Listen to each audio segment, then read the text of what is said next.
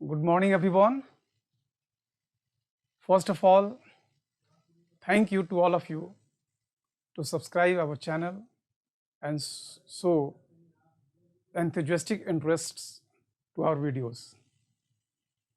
आप सब लोगों को हार्दिक अभिवादन के साथ मैं आज की क्लास शुरू करता हूँ। देखिए, आज की क्लास में हम लोग बात करेंगे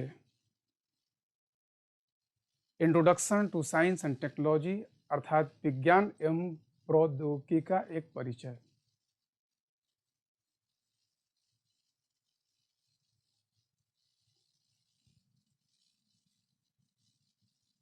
सबसे पहले यहाँ पर एक सवाल आएगा कि in this topic what we are going to discuss.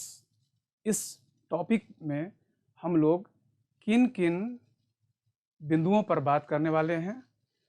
तो आपके सामने यहाँ पर देखो 4 बिंदु लिखा हुआ है। पहला है व्हाट इज साइंस, विज्ञान क्या है। दूसरा इसमें टॉपिक आएगा व्हाट इज टेक्नोलॉजी, प्रौद्योगिकी क्या है।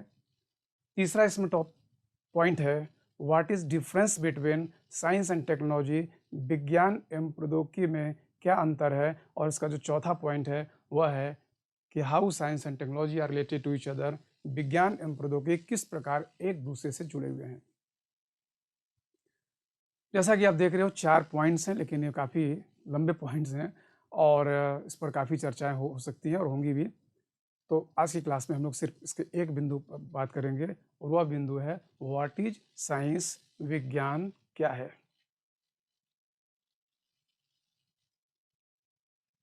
व्हाट इज साइंस, विज्ञान क्या है। इसके पहले कि हम लोग इस मुद्दे पे चर्चा करें, it is very pertinent to us to know what is importance of science and technology. इसके पहले कि हम ये चैप्टर शुरू करें, यह जानना ज़रूरी है कि हम इस चैप्टर को क्यों पढ़ेंगे, आखिर इसको पढ़ने की क्या ज़रूरत है। मैं आपको भारत के प्रथम प्रधानमंत्री पंडित जवाहरलाल नेहरू जी की किताब भारत की खोज, डिस्कवरी ऑफ इंडिया का एक कोटेशन प्रस्तुत करना चाहता हूँ। भारत के प्रथम प्रधानमंत्री पंडित जवाहरलाल नेहरू ने अपनी किताब डिस्कवरी ऑफ इंडिया में लिखा, in this world there are luxuriant resources,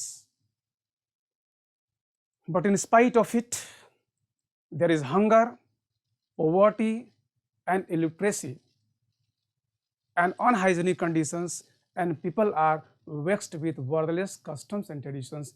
Nehru ji कह रहे हैं इस संसार में प्राकृतिक संसाधनों की कोई भी कमी नहीं है, लेकिन इसके बावजूद इस संसार में गरीबी है, भूखमरी है और लोग अस्वास्थ्यकर जीवन जी रहे हैं।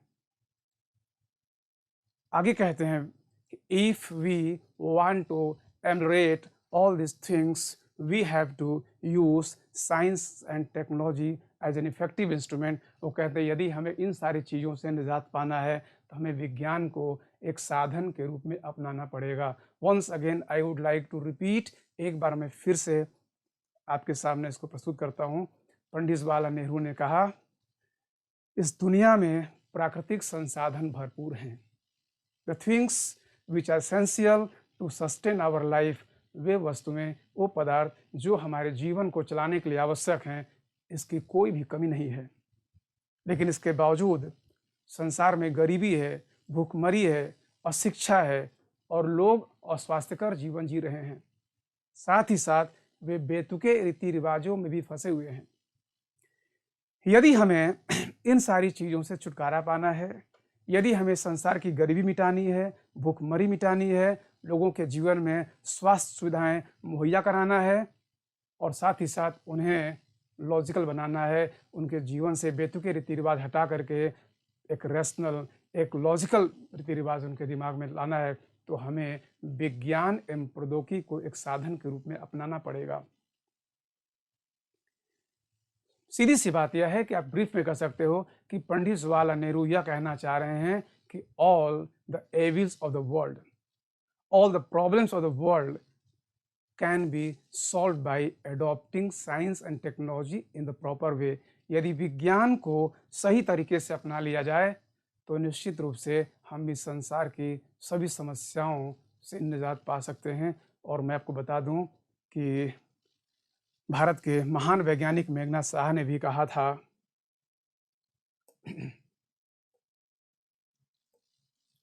उन्हें भी कहा कि humanity is the life blood of civilization, मानवता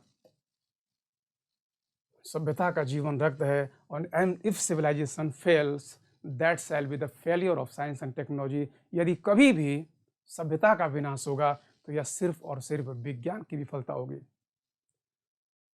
भारत के महान वैज्ञानिक मेघनाथ साहा के अनुसार हम जिस दुनिया में जी रहे हैं ये वो दुनिया है जिसमें लीव एंड लेट लिव का सिद्धांत चलता है, जियो और जीने दो। और जो हमारी पुरातन दुनिया थी जिसको हम लोग जंगल राज कहते हैं, उसमें वह दुनिया थी माइट इज राइट, जिसकी लाठी उसकी भैंस। उस सिद्धांत को मिटाने के लिए हम लोगों ने नए सिद्धांत गढ़े, हम लोगों ने सभ्यताएं बनाई, हम लोगों ने उसके कुछ समाज के नियम बनाए। मेघनाथ साहा का कहना है उस नियम के माध्यम से आज चलकर हम अपनी मानवता को जिंदा रख पाए हैं। यदि हमें इस मानवता को जिंदा रखना है तो आवश्यक है कि हमें विज्ञान पर निर्भर रहना पड़ेगा, क्योंकि विज्ञान के माध्यम से हम अपनी सभ्यता को लंबे समय तक जिंदा करके रख सकते हैं। और वो कहते हैं कि यदि मान लो सभ्यता का कभी विनाश हो गया तो निश्चित रूप से विज्ञान की विफलता होगी। My dear students, my dear friends, निश्चित रूप से आपको यह क्लियर हो गया होगा कि this science is all important in our life. यह विज्ञान हमारे जीवन में अति महत्वपूर्ण है और इसलिए हमें इसकी जानकारी प्राप्त करनी चाहिए। यह जो आधुनिक युग है, यह मॉडर्न वर्ल्ड, इसमें हम विज्ञान के बिना अपने जीवन की कल्पना भी नहीं कर सकते। So it is pertinent for us to know what is science. यह हमारे लिए प्रासंगिक है कि हम इस बात को जानें कि विज्ञान कहते किसको हैं।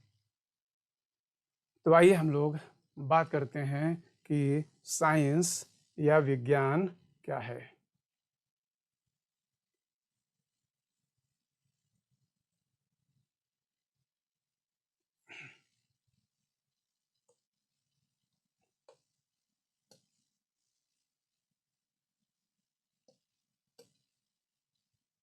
देखिए, इसमें सबसे पहला जो सवाल आएगा परीक्षा के दृष्टिकोण से वो आएगा कि what is etymological meaning of science. What is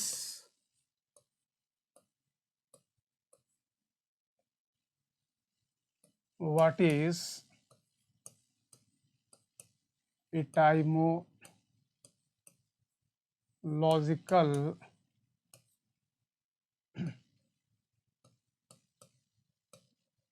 meaning of science। इसमें सबसे पहला जो सवाल है वही आ रहा है कि शब्द व्युत्पत्ति के आधार पर विज्ञान का अर्थ क्या है, या शाब्दिक अर्थ के आधार पर विज्ञान किसे कहते हैं। एटाइमोलॉजिकल मतलब मीन्स होता है शाब्दिक अर्थ या शब्द व्युत्पत्ति के आधार पर विज्ञान किसे कहते हैं। तो आपका ये पहला प्रश्न है और हम लोग इस प्रश्न पर पहले विचार करेंगे कि जो शब्द व्युत्पत्ति है इसके आधार पर हम विज्ञान किसे कहते हैं। देखो, मैं आपको इसका उत्तर दे दूं कि the term science has been derived from a Latin word scientia, which meaning is to know। Science शब्द लैटिन भाषा का अर्थ है कि जैसे संस्कृत भारत की प्राचीन भाषा है और लगभग भारत की दक्षिण भारतीय भाषाओं को छोड़कर सभी भाषाएं संस्कृत से निकली है, उसी प्रकार से यूरोप की जो भाषाएं हैं, अधिकांश की भाषाएं, चाहे वो इंग्लिश हो, चाहे फ्रेंच हो, चाहे जर्मन हो, चाहे बुल्गारियन हो, सभी भाषाओं की जननी लैटिन है। तो जो लैटिन भाषा है उसमें मैं बताना चाहूँगा कि टर्म साइंस जो विज्ञान शब्द है यह कहाँ से निकला हुआ है? तो यह लैटिन भाषा के एक शब्द से निकला हुआ है जिसका अर्थ होता है जानना, टू नो, जानना। तो आपके पहले प्रश्न का उत्तर क्या हो गया कि विज्ञान का शाब्दिक अर्थ होता है जानना। विज्ञान का शाब्दिक अर्थ होता है जानना। अब यहाँ पर एक प्रश्न बनेगा कि किस बात को जानना विज्ञान है, अर्थात इस जानने का भावार्थ क्या है, इसके अंदर इम्प्लाइड फैक्ट्स क्या है। तो आइए हम लोग बात करते हैं। देखो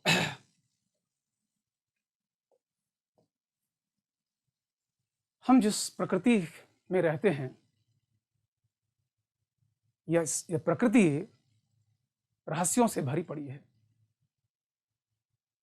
आज कोरोना की मार ने पूरी दुनिया में अफरा तफरी मचा दी, लेकिन इसका अर्थ यह नहीं है कि हम कोरोना पर विजय नहीं पा पाएंगे।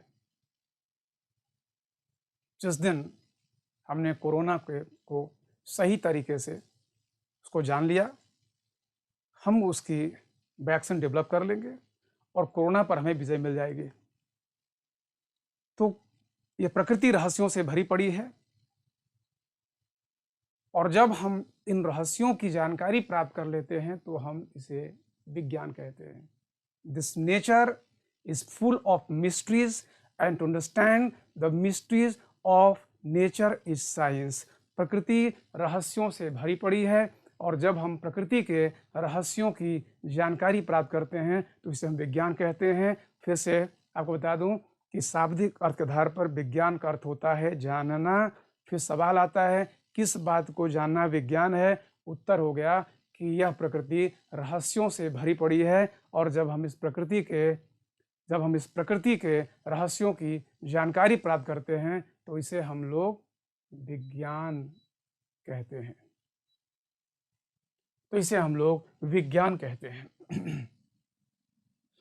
अब आगे इस बात को सही से समझाने के लिए मैं आपको बताना चाहूँगा कि इसका जो हिंदी का शब्द है विज्ञान, आप यदि इसको समझ लो तो आपको विज्ञान की एक बहुत ही अच्छी समझ पैदा हो जाएगी कि प्रकृति आखिर क्या रहस्य है, किस बात को जानना विज्ञान है। हम लोग इसको थोड़ा डिटेल में बात करते हैं। देखिए, जो विज्ञान शब्द है इसका संधि विच्छेद करोगे आप तो यह आ जाएगा वी प्लस ज्ञान। वी प्लस ज्ञान में आ गया विज्ञान, अर्थात इसका शाब्दिक अर्थ हो गया ज्ञान में विशिष्टता का आ जाना। ज्ञान में कैसे आती विशिष्टता और ज्ञान कैसे बन जाता है विज्ञान, इसको जानने के लिए आपको जानना पड़ेगा ज्ञान किसे कहते हैं और ज्ञान में वो कैसे विशिष्टता आती है कि विज्ञान बनता है। तो आइए हम लोग बात करते हैं कि ज्ञान में कौन सी विशिष्टता आती है जिससे वह बनता है विज्ञान। ज्ञान में कौन सी, तो इसे बनेगा विज्ञान। आइए बात करते हैं हम लोग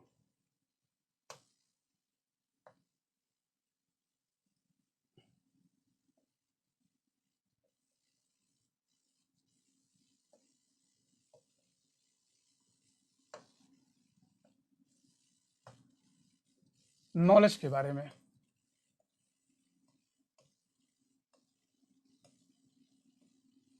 नॉलेज अर्थात ज्ञान।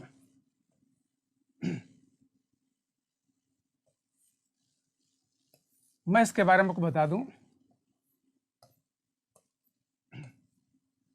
Any ideas, informations,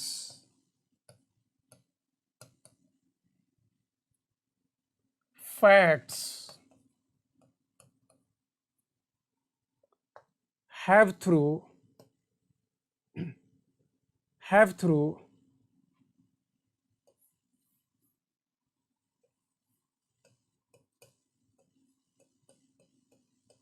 experience or study is called knowledge। मैंने आपको यह बताया कि किसी भी प्रकार का कोई विचार हो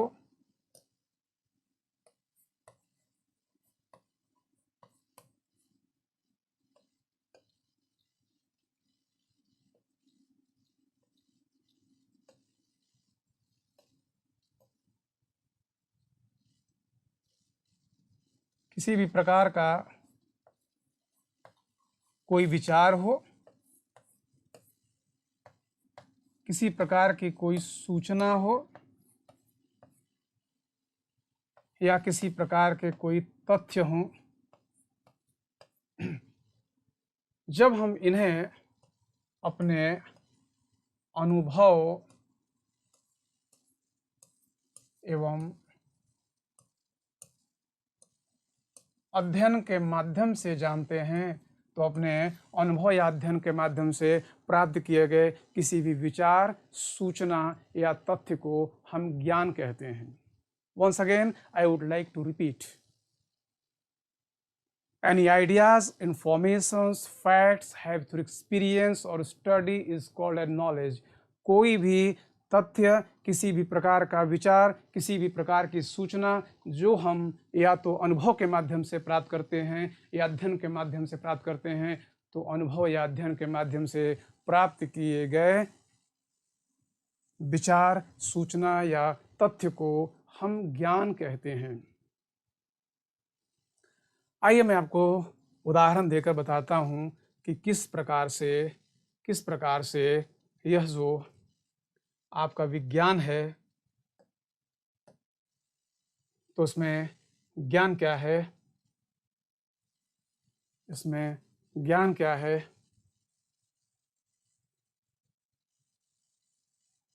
आपके सामने एक बच्ची दिखाई दे रही है। सपोज करिए कि इस बच्ची को पहली बार एक गर्म ग्लास का दूध दिया गया। उसे दिया गया एक ग्लास ऑफ मिल्क। उसे एक गर्म ग्लास का दूध दिया गया और एक ग्लास ऑफ मिल्क जो है या हॉट है या गर्म है। बच्ची ने इस गर्म ग्लास के दूध को हाथ से छुआ, इस बच्ची का हाथ जल गया। इस अनुभव के माध्यम से इस बच्ची ने सीख लिया कि जब कोई पदार्थ हॉट हो या गर्म हो, यदि हम लोग इसे छुएंगे तो यहाँ पर बर्निंग सेंसेशन होगा, जलने की अनुभूति होगी। तो यहाँ पर इस बच्ची को एक ज्ञान की प्राप्ति हो रही है कि जब हम किसी भी गर्म पदार्थ को छूते हैं तो हमारा हाथ जल जाता है। ठीक इसी प्रकार से एक और एग्जाम्पल मैं आपको दूं कि आपने फिजिक्स की किताब खोली और वहां आपने पढ़ा कि यदि हम पृथ्वी से लगभग 300 किलोमीटर की ऊंचाई पर यदि किसी पिंड को रख दें और उसे दे दें लगभग 8 किलोमीटर प्रति सेकंड का वेग, तो पृथ्वी के चारों ओर वह एक वृत्ताकार कक्षा में चक्कर लगाने लगेगा। हालांकि वृत्त तो नहीं है, फिर भी आप एज्यूम कर लो कि वह पृथ्वी के चारों ओर एक वृत्ताकार कक्षा में चक्कर लगाने लगेगा। यहाँ पर आपने अध्ययन के माध्यम से जो भी आपको सूचना मिल रही है, जो भी आपको तथ्य की प्राप्ति हो गई कि if a body is projected at a height of 300 kilometer from the surface of the earth, and if we provide it 8 kilometer per second of velocity, then the body start to move in a circular path। कि अगर कोई पिंड है उसे 300 kilometre की ऊंचाई पर ले जाकर 8 किलोमीटर प्रति सेकंड का वेग दे दिया जाए तो पृथ्वी के चारों एक वृत्ताकार कक्षा में चक्कर लगाने लगेगी। यहाँ पर आपको जिस सूचना की प्राप्ति हो रही है, यह सूचना, यह ज्ञान आपको कहाँ से मिला? यह मिला अध्ययन के माध्यम से। तो आप इसको कहोगे कि यह भी क्या हो गया? यह वास्तव में आपका हो गया ज्ञान। इसी प्रकार से आपने सपोज दैट कि आपने हिस्ट्री की किताब खोली और जब इतिहास की किताब आपने खोली तो आपने वहां पर यह पढ़ा कि महात्मा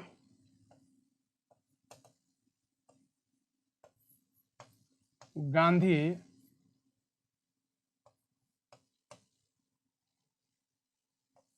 launched a movement in 1920 to expel the English from our motherland। महात्मा गांधी ने 1920 ईस्वी में अंग्रेजों को भारत से बाहर खदेड़ने के लिए एक आंदोलन चलाया, जिस आंदोलन को हम लोग असहयोग आंदोलन के नाम से जानते हैं। but in 1922 on 12th February he withdrew the movement, लेकिन 1922 ईस्वी में इन्होंने अपने आंदोलन को वापस कर लिया, बिना लक्ष्य की प्राप्ति किए बिना, बिना अंग्रेजों को भगाए बिना उन्हें अपने आंदोलन को वापस कर लिया। यहाँ पर आपको जिस तथ्य की प्राप्ति हो रही है, जिस सूचना की प्राप्ति हो रही है, ये सब क्या है? ये सब आपका ज्ञान है। तो आपको मैं फिर से बता दूं, देखो ज्ञान क्या है?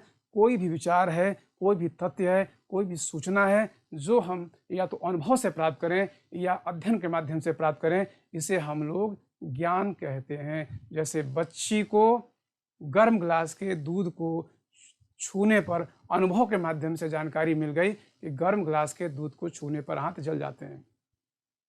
जैसे आपको फिजिक्स की किताब निकालने के बाद जानकारी मिल गई कि अगर हम किसी पिंड को पृथ्वी से 800 किलोमीटर की ऊंचाई पर स्थापित करेंगे तो पृथ्वी के चारों ओर एक वृत्ताकार कक्षा में चक्कर लगाएगा।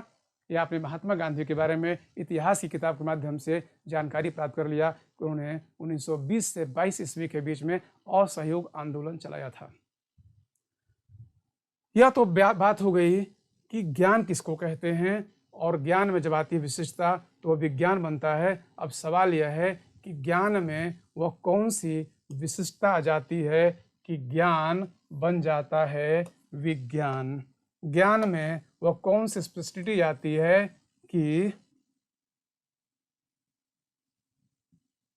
वह कौन सी स्पेशलिटी आ जाती है कि ज्ञान बन जाता है विज्ञान। तो वी प्लस ज्ञान से बना हुआ है विज्ञान।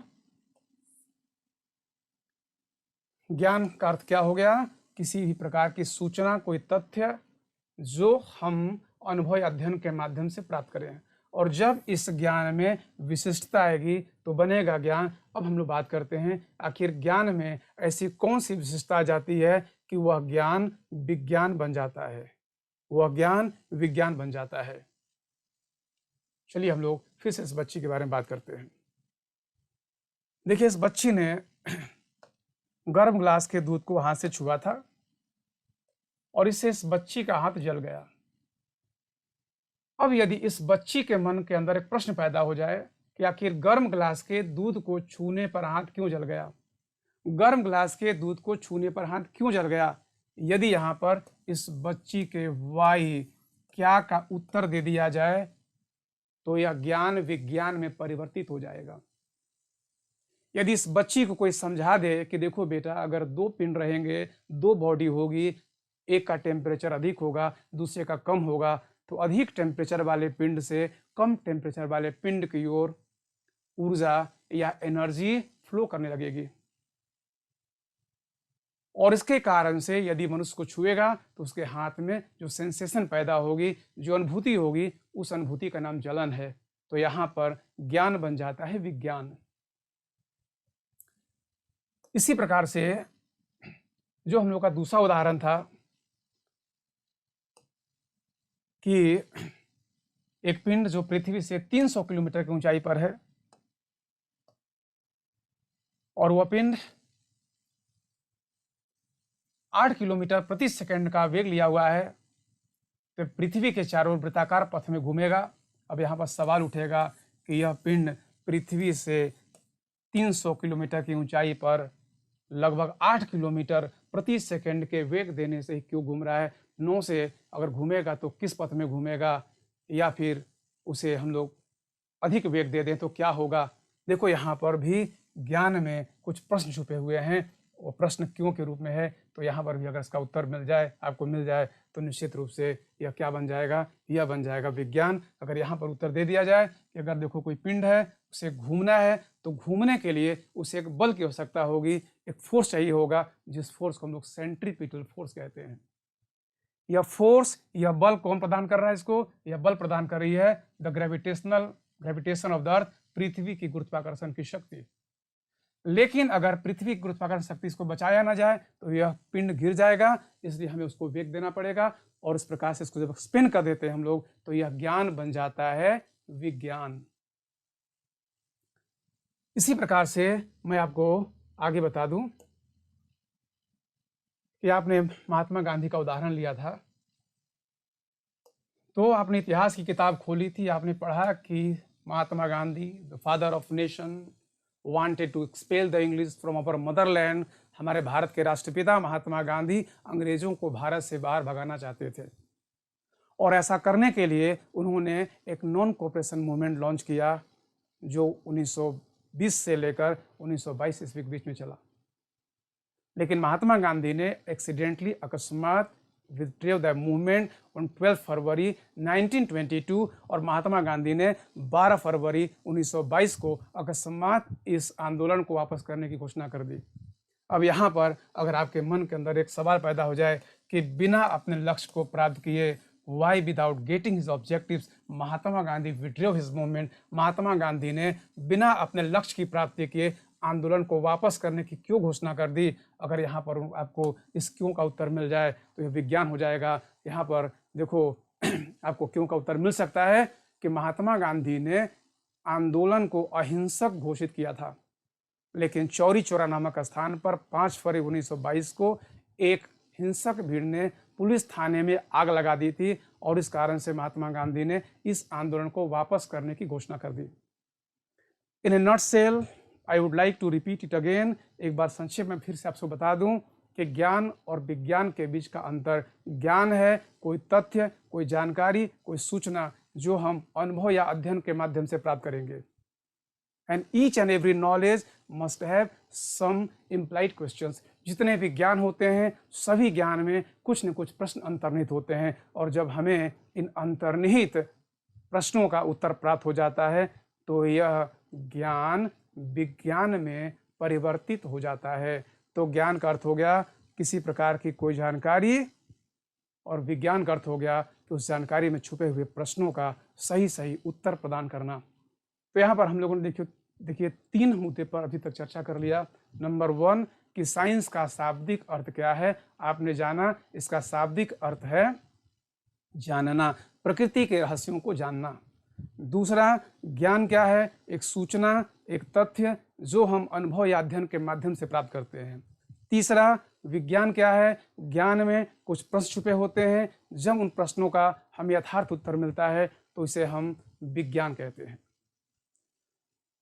My dear students, my dear friends, this is only a narrow definition of science। मैंने आपको जो भी बताया यह विज्ञान की सिर्फ और सिर्फ एक संकीर्ण परिभाषा है। यदि आप विज्ञान को एक बृहद तरीके से पढ़ना चाहते हो, विज्ञान को बृहद तरीके से समझना चाहते हो, तो मैं आपको समझाने की कोशिश करता हूँ। देखो, विज्ञान को यदि हम बृहद तरीके से परिभाषित करने की कोशिश करें कि साइंस क्या है, तो मैं आपको बताना चाहूँगा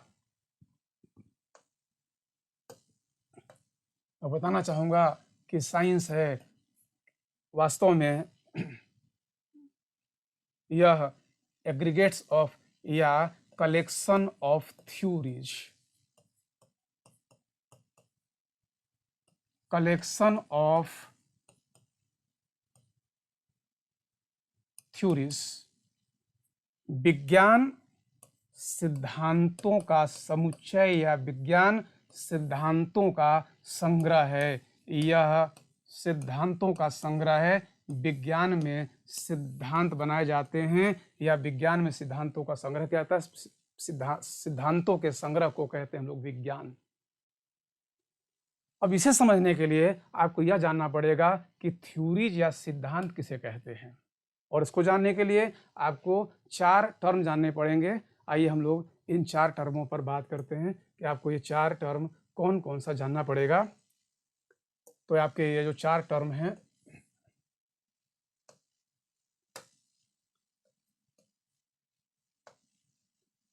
जो आपके 4 टर्म हैं, पहला इसमें टर्म है ऑब्जर्वेशन,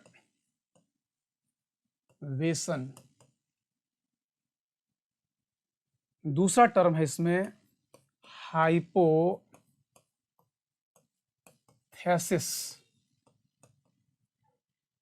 तीसरा टर्म है एक्सपेरिमेंट, और चौथा थ्योरी अपने आप में है।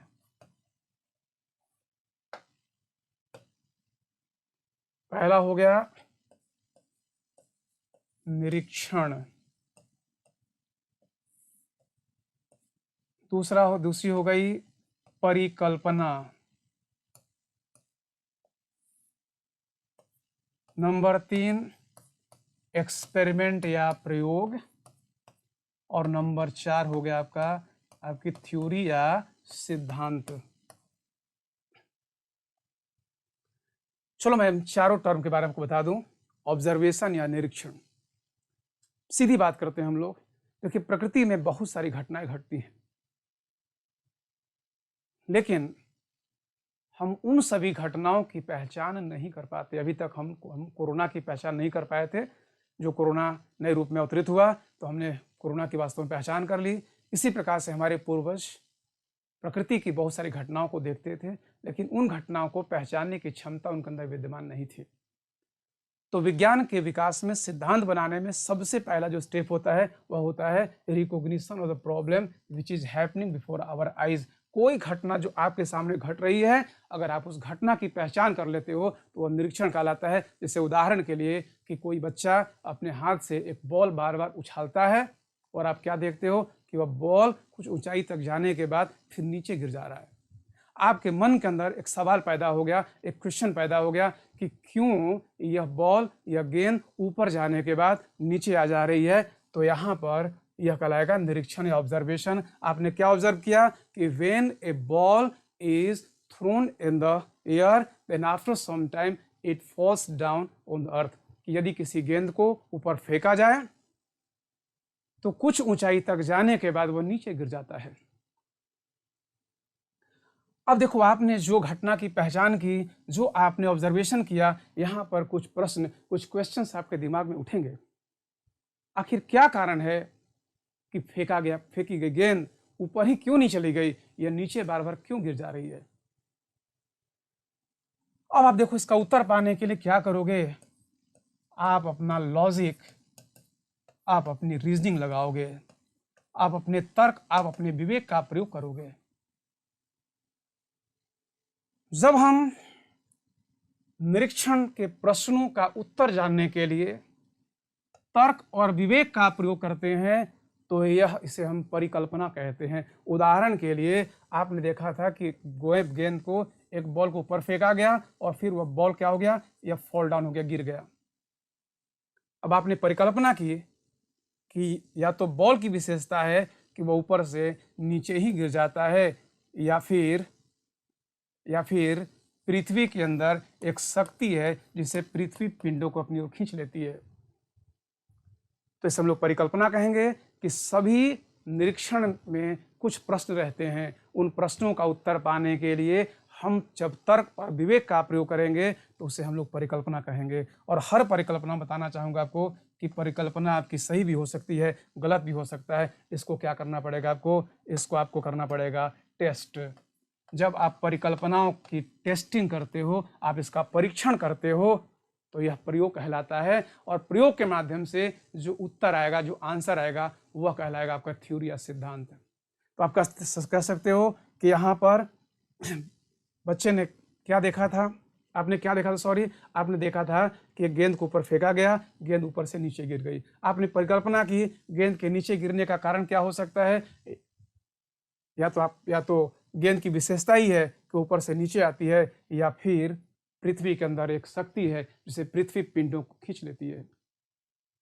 अब आप इसका परीक्षण करोगे। आपने मिट्टी फेंकी, बालू फेंकी, आपने पत्थर फेंका, आपने पानी फेंका, आपने जिस किसी भी चीज को फेंका, सब ऊपर से नीचे गिर गए। आपने इससे एक निष्कर्ष निकाल लिया कि that particular property does not belong to ball but it is the property of the earth. यह खास गुण यह बॉल का गुण नहीं है, यह पृथ्वी का गुण है कि पृथ्वी पिंडों को अपनी ओर खींच लेती है। और यहाँ पर बन गया गुरुत्वाकर्षण का सिद्धांत कि अगर हम पृथ्वी पर किसी पिंड को एक सीमित वेग के साथ फेंकेंगे तो वह कुछ ऊंचाई तक जाने के बाद पृथ्वी पर वापस लौट जाएगा।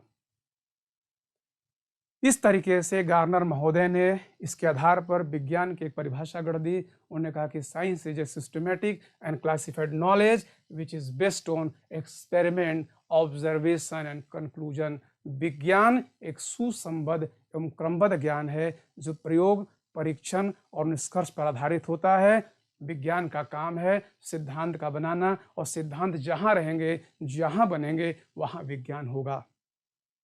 और हम लोग इसी आधार पर विज्ञान को बांटेंगे, उसको डिवाइड करेंगे, लेकिन समय की व्यवस्था है। और देखो, हम लोग कभी नहीं चाहेंगे कि आप अपना स्वास्थ्य खराब कर लो। पढ़ाई करना ज़रूरी है, इसके साथ ही साथ अपने स्वास्थ्य का ध्यान भी रखना ज़रूरी है। और जाते जाते मैं आपको बताता चलूँ कि इसके आगे इसमें पढ़ने के लिए बहुत सारी बातें हैं, बहुत सारी चीज़ें हैं। इसमें हम लोग साइंस तो पढ़ेंगे, साइंस तो पढ़ेंगे, लेकिन इसके साथ ही साथ मैं आपको बताना चाहूँगा कि इसमें हम लोग साइंस पढ़ने के साथ साथ पढ़ेंगे कि प्रौद्योगिकी क्या है, साइंस और टेक्नोलॉजी के बीच में अंतर क्या है और इसके बीच में संबंध क्या है। बट हम लोग नेक्स्ट क्लास में बात करेंगे इस पर। आप सब लोग अपने स्वास्थ्य का ध्यान रखना। और फिर से आते तक बता दूँ आपको कि अपने माता पिता के साथ में आप अपने घर पर एंजॉय करो, पढ़ाई करते रहो। और धीरे आप लोगों ने पूछा कि सर जी आप लोगों की मुस्कुराहट कब वापस आएगी। धीरे धीरे बेटा वापस हो रही है, क्योंकि मैं जाते जाते बोल के जाऊँ कि तुम जो मिल गए हो तो जहां मिल गया, और आप लोग नहीं थे तो जहान नहीं थी। आप लोग मिल गए, जहान मिल गई है। Thank you very much everyone, thank you. और आप सभी लोगों को बकरीद की बहुत बहुत शुभकामनाएं। और हमारा हिंदुस्तान इसलिए जाना जाता है कि यह त्योहारों का यह घर है। तो सब लोग मिल करके बकरीद मनाइए, एंजॉय करिए। Thank you very much everyone.